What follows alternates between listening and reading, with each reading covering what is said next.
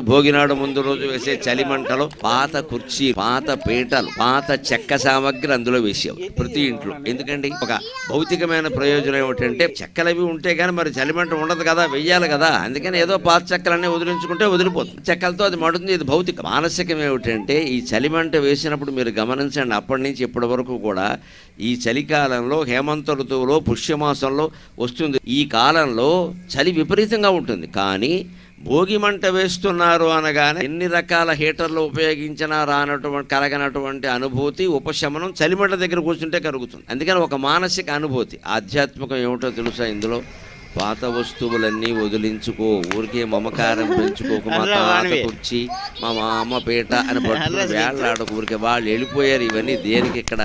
ఇందులో ఆధ్యాత్మికం ఏమిటో తెలుసా? పాత జ్ఞాపకాలు కూడా దగ్ధమైపోవాలి, అప్పుడే జీవితం బాగుంటుంది ఖచ్చితంగా. అది భోగి పండుగ సారాంశం.